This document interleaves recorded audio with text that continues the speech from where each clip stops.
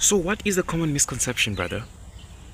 I think the common misconception right now is that if a child is born on American soil and they get American citizenship or citizenship in America, or basically become an American citizen, then their parents automatically become citizens as well, and that the family instantly gets a passport as well, or a green card, or basically immunity from deportation. And no, you'd be wrong, right? Because I don't know, you would be wrong.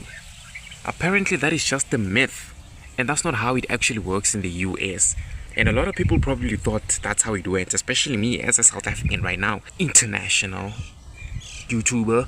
But you know what, let me break it down quickly. We're not going to waste time on this because... So here's what just went down. The US Supreme Court just handed Donald Trump a major defeat in a 6-3 or 6-3 ruling. The justices struck down his executive order that tried to end birthright citizenship in America. The media is losing its mind over this politics. Why? Because, I mean... First of all, why would Trump actually want to do that? You know, I mean, it's not as confusing to me because, you know, if you think about ICE and what was happening with the mass deportations at some point, you know, under the Trump administration. Am I getting anything wrong? If I am, correct me in the comments. But it's not crazy to think about. I mean, I would expect it from Donald Trump, you know what I'm saying? But for him to suffer a loss like this as well, it's almost like, yo, damn, he's not really in control like that. You know what I mean? I don't know if you get what I'm talking about. But now, regular people are asking practical questions. Like, for example, does having a baby in America actually give undocumented parents legal status? This is literally what I started with. Before I answer this, let's define a term that's the center of this whole thing. Birthright citizenship. What is this thing? Or what lawyers call, is it jus soli or just soli? Jus soli? I don't know, bro.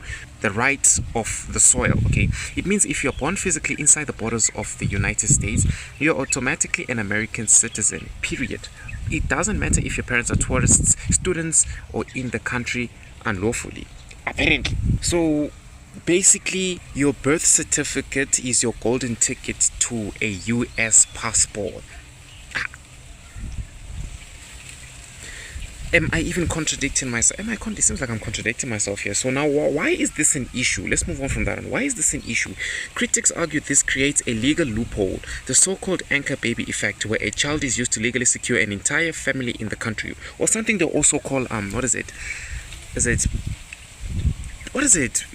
Birth tourism, baby tourism. Basically, when we move to the US or we travel to the US legally, let's say, or illegally, I don't know, and then we have a child there and wait long enough for the child to, you know, to come into the world. I don't know what word to use, but wait long enough for the child to get into the world, and then, you know what I mean, they become, bro, let's continue. But this is the legal reality the news channels completely skip right now. A baby cannot protect its parents. Okay, that is out of the way. So when you have a child in the US, that child is not your gateway, is not your passport to US citizenship. Listen, under US, okay, wait, hold on. I may be losing myself. Bear with me. Under US immigration law, a child has zero legal power. Right? An undocumented parent can still be detained and deported by immigration enforcement. So if a person has a child in the US right now and the child is a US citizen and you all get deported, your child is obviously going to live with you. So is that child still a US citizen? I don't know. These are the questions I've been asking myself. Even if they are holding a newborn American citizen in their arms, the baby is a citizen, the parents are not. So how? Oh my goodness. So who actually benefits from this Supreme Court ruling? That's the most important one. Who's benefiting from this, right? The immediate winners are the children themselves, who retain their constitutional right to the citizenship. But if we're talking about the parents getting a green card, nobody benefits anytime soon. Why? Because to sponsor a parent for a green card, there's something called sponsoring. Basically, when you vouch for your parents, I guess. You know what I mean? To sponsor a parent for a green card, the child has to turn 21 years old. Who's going to wait 2 decades for this? Think about the timeline. This is over 2 decades of living in the shadows, paying taxes and risking deportation every single day just to reach the starting line. 2 decades, bro. And imagine getting deported halfway through it, bro. Oh my goodness. What happens next is a logistical nightmare for families trying to use this path. Even when the kid turns 21, it isn't an automatic win. Why? Because if the parents originally entered the US without inspection, meaning they cross the border unlawfully, they generally cannot get their green card inside America. Why? They have to leave the US and apply at an embassy abroad. But the moment they step off American soil, they trigger something called the 10-year ban, right? An automatic 10-year ban for their previous unlawful stay. It's a massive legal trap already. So here's what we are completely missing, and this is what I also missed initially as well. The mainstream media paints birthright citizenship as an instant immigration hack, but in reality, it's a 21-year waiting room filled with immense legal hurdles and the constant threat of deportation.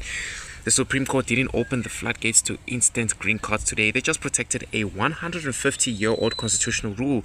And if anyone tells you having a baby in America is an easy ticket to legal status, I'm sorry, but as it seems right now, what it looks like right now, they don't know the law, bro. So I'm simplifying the noise. I'm just simplifying the noise, bro. I may be wrong on these things, I may not, but I try to break it down. If you enjoyed it, if it resonated with you, consider subscribing to the channel. Let me know what you think in the comments. And as always, until next time. If you're born in America, you are an American.